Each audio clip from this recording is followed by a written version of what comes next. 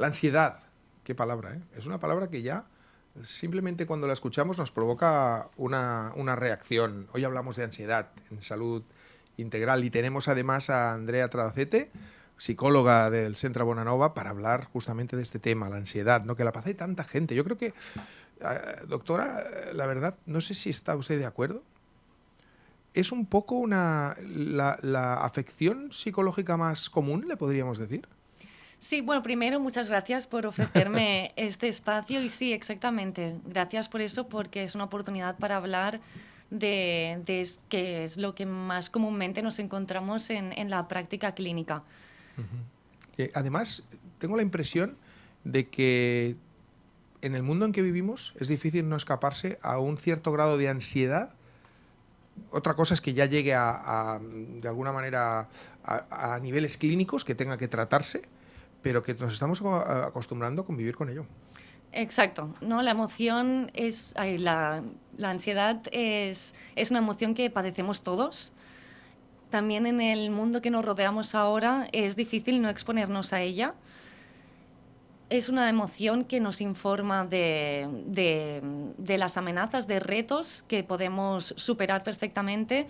El problema es cuando esta ansiedad se prolonga en el tiempo, ¿no? Y cuando se generan pensamientos donde nos generan malestar y nos limitan a enfrentarnos a los objetivos o a los retos del día a día.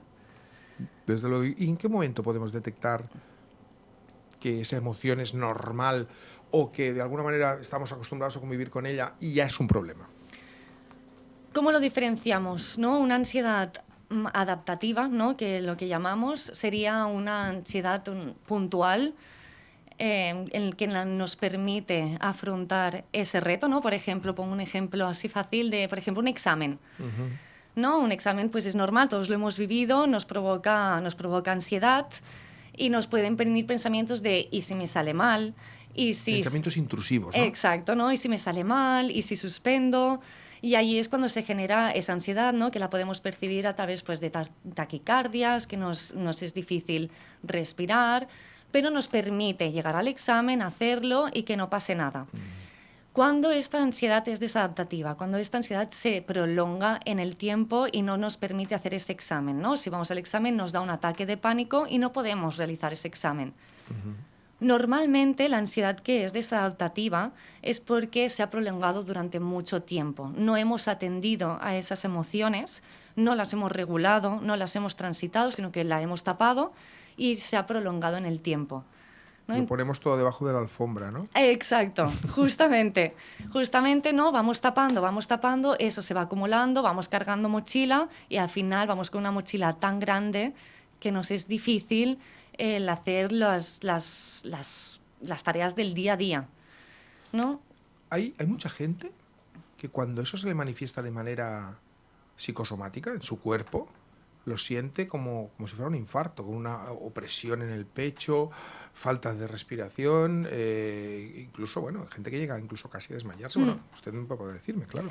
Sí, aquí también voy a poner un matiz, porque también para desmitificar un poquito y que la gente entienda cómo es la ansiedad, ¿no? Porque sí que mucha gente viene a consulta, no sabe que padece ansiedad porque también se imagina estos síntomas, que es Claro. verdad que aparecen, pero cuando aparecen estos síntomas es cuando ya llegamos a un nivel, ¿no? Hemos de imaginarnos, ¿no? Como si estuviéramos en equilibrio y vamos sumando ansiedad hasta que llega un punto que petamos. Claro. ¿No? Que aquí, por ejemplo, también se ve mucho en los burnouts, Claro. ¿no? Que se ve mucho relacionado con lo laboral, ¿no? Exceso de trabajo. Exceso de trabajo, aquí también hay muchas otras cosas, ¿no? Como perfeccionismo, autoexigencia, ¿no? Demostrar, ¿no? Y aquí voy sumando y llega un punto que peto, Claro. ¿no? Pero hay muchos síntomas previos que podemos prestarles atención y decir, vale, estoy padeciendo un poquito de ansiedad, voy a regularme, porque si no atendemos, aquí es cuando vamos sumando y llegamos al punto que peto, ¿no? Al principio podemos incluso notar pues, ciertas sensaciones en el cuerpo, nerviosismo, un poco de taquicardias, la respiración, ¿no? A veces no atendemos a la respiración, que es algo súper importante, pero súper importante, ¿no? A veces pues respiro un poquito más rápido o entrecortado, ¿no? Entonces atender a estas sensaciones y ir regulándome. Si no la atiendo, aquí es cuando se acumula y entonces sí que llegamos a los síntomas que tú dices de mareos, de no poder respirar, de ahogo, ¿no? Ya llegamos a una sensación de ahogo.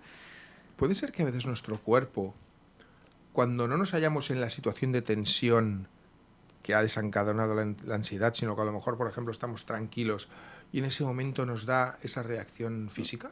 Completamente. Es muy común que pase eso en personas que prolongan mucho la ansiedad, que no lo atienden o que lo han prolongado mucho en el tiempo, empiezan a tratarse, empezamos a regular y a hacer estrategias de regulación de la ansiedad y se nota esto, ¿no? Que cuando están tranquilos hay como un pico de ansiedad. Claro. ¿No? Y aquí Dices, pasa... ahora estoy en casa, ¿no? Si estoy tan tal, ¿qué me ha pasado? ¿Qué le ha pasado a usted para desencadenar este momento? No me ha pasado nada en ese momento, pero antes. Y aquí también hay muchos pensamientos que son muy inconscientes y automáticos, en los que sí, también trabajamos mucho en consulta en llevar a la consciencia estos pensamientos. ¿No? Hay una metáfora de la psicoanálisis de Freud que también ayuda mucho a entenderlo, que es la metáfora del iceberg, ¿no? Donde nos imaginamos un iceberg donde el 20% es lo que se ve y el 80% es lo que hay debajo del agua. Ese 20% es la consciencia, ¿no? En la punta estarían los síntomas, que es lo más visible, lo que Claro. más vemos, ¿no? Ese nerviosismo, esa respiración, eso es lo que más vemos. Pero es que debajo del agua hay todos esos pensamientos... Está lo grande. Exacto, exacto. Hay todo ese 80% donde están estos pensamientos automáticos, miedos. Y estos miedos muchas veces se generan durante el crecimiento. Que también, si no los atendemos, ¿no? Pueden haber miedo al rechazo, miedo al abandono, ¿no? Esta tendencia a la perfección para querer demostrar. Y ahí es lo que tenemos que atender porque eso es lo que influencia en el consciente. ¿Qué factores pueden desencadenarla? Claro, el estrés es obvio, como usted ha dicho, también exceso de trabajo, predisposición. ¿Existe alguna predisposición genética a todo ello o no? Bueno, puede haber predisposición genética. Sí que se ha visto que en familias donde hay personas que han padecido ansiedad, sí que las generaciones posteriores pueden también padecer, lo que también hay un cuestionamiento que puede ser genético o puede ser un aprendizaje. Claro.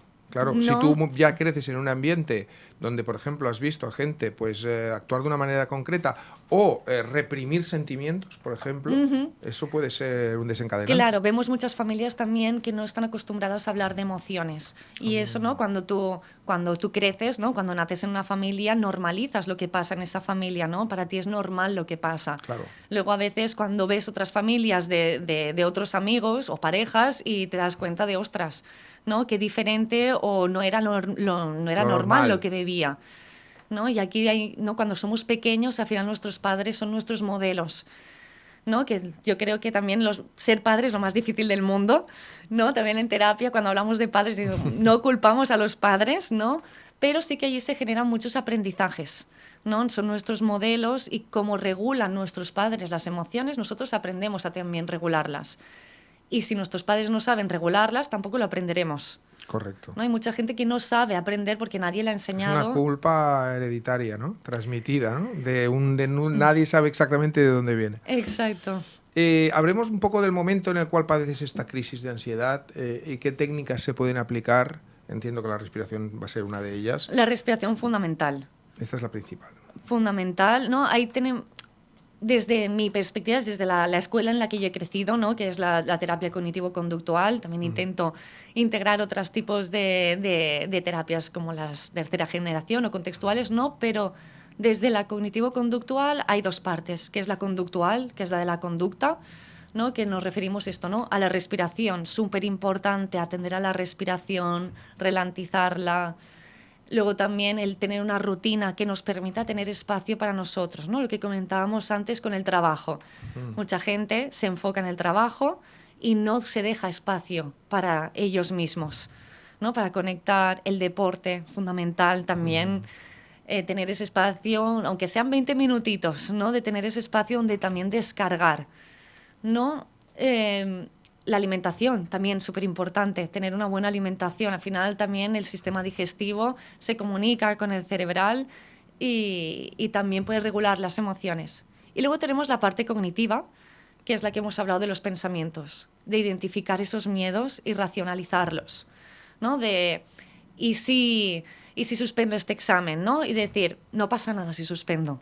Lo podré repetir o no se me acaba el mundo, ¿no? Muchas veces... Exacto, exacto. Ahí estaría el matiz, ¿no? Ahí está. Muchas veces preguntamos, ¿no? En consulta de ¿y qué es lo peor que puede pasar? Claro, pero claro, esa pregunta a una persona que padece ansiedad nos puede dar con multitud de respuestas y a veces a cuál peor. Ansiolíticos. Esa es una palabra también y un tema, ¿eh?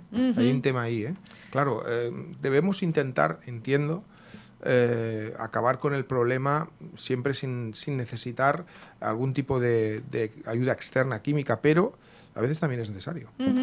Muchas veces al principio, cuando se empieza un proceso psicológico y la persona siente una ansiedad muy significativa que le impide el hacer sus tareas de la vida diaria, ¿no? Hay gente que también a partir de la evitación se aumenta esa ansiedad, ¿no? Y empieza a evitar cosas, empieza a evitar eso, ¿no? Hacer exámenes, empieza a evitar conducir, empieza a evitar y allí se aumenta más.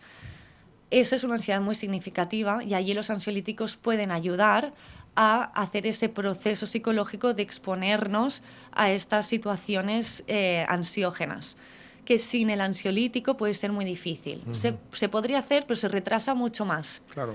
¿No? Entonces, pero el objetivo siempre es reducirlo. Al principio es como una ayuda, claro, pero luego conforme vamos exponiendo y vamos entrenando esas técnicas de regulación e identificando esos miedos, entonces se puede ir reduciendo las dosis hasta no tener la necesidad de tomarlo. Perfecto. Vamos acabando y si tuviéramos que darle a una persona que nos está viendo, que nos está escuchando, que cree que puede padecer ansiedad, 3 consejos. Tres consejos. A la gente le gusta mucho eso. Vamos a enumerar 3 consejitos que le pudiéramos dar a cualquiera que nos pueda estar viendo, que crea que pueda padecer ansiedad o que la padezca. Vale, es difícil porque es muy amplio y conlleva muchos factores. Primero, saber que la ansiedad es una emoción que no hemos de tenerle miedo, ¿no? Y que no le hemos de tener miedo a las emociones, que es algo normal. Luego, atender mucho a cómo estamos, ser conscientes, ¿no? También utilizamos métodos de mindfulness, de grounding, de tocar el suelo y decir, vale, ¿dónde estoy? ¿Qué estoy sintiendo? De contactar con nosotros mismos, ¿no? Este sería el primero, contacta contigo mismo, mira cómo estás. La respiración, ¿no? También hacer meditaciones. A veces la gente entiende meditaciones como... parar de pensar, ponerme un vídeo. No, al final es respirar, conectar contigo, centrarte en la respiración. No atender. Y mira, y como tercero, no hacerle tanto caso a lo que pensamos. Qué buena esta, ¿eh? No hacerle tanto caso. A veces nuestra mente es nuestra peor enemiga. Exacto. No darle tanta importancia a pensamientos que nos generen miedo y fluir más. Muy bien, hemos dicho más de 3, pero yo creo que está bien, sí. Hemos apuntado las correctas. En cualquier caso, si alguien tiene cualquier duda, pues ya saben ustedes, Andrea Trayacete les espera en el Centre Bonanova y muchísimas gracias por haber estado hoy con nosotros para hablar de este tema que ya diría yo que es tan cotidiano, lamentablemente cotidiano, pero hemos, como usted ha dicho, de aprender a convivir con ella y sobre todo cuando la reconozcamos y que es un problema, acudir a alguien como usted que nos pueda ayudar. Muchas gracias a ti. Perfecto. Y a ustedes les espero un nuevo capítulo de Salud Integral.